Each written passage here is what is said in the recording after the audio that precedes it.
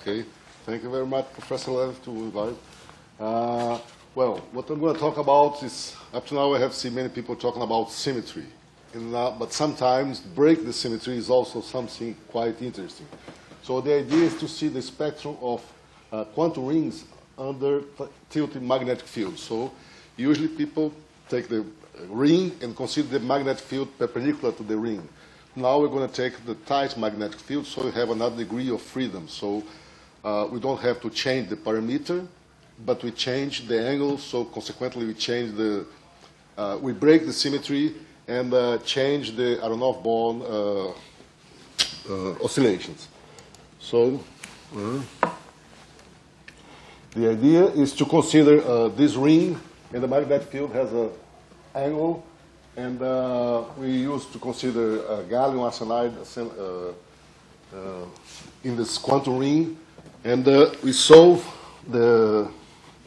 basically we consider this magnetic field, and we can solve, we consider the Zeeman effect also, and we solve the three-dimensional system, not real two-dimensional.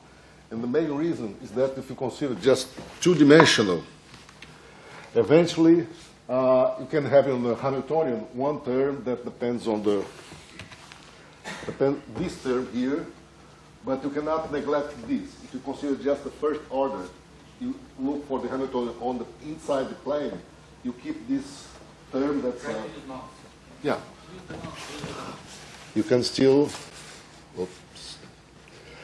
And then we shown that if you consider up to the second order, these two terms, they will cancel. And so depends on the gauge that you use, you can have, let's say, when you go to the limit of two-dimensional, you can have wrong results. And what we do, basically, we use the same method that Andre used on the other poster. He used a propagation in real time.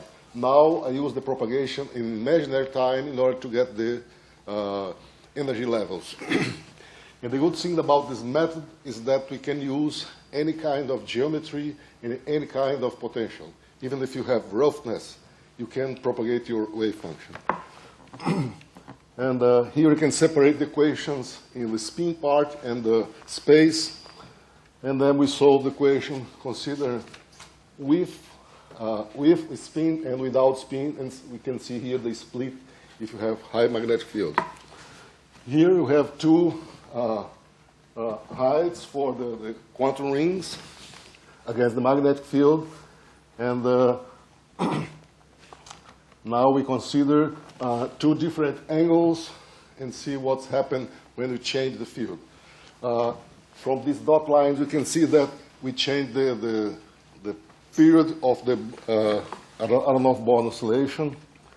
And well, some more results, you can get more details. But this is quite interesting because when you go to theta to the plane, we go to this real, let's say, no effect of the magnetic field. And it's quite different from some results that have been obtained, consider, let's say, some gauge operator. Okay, here's the conclusion. So thank you very much.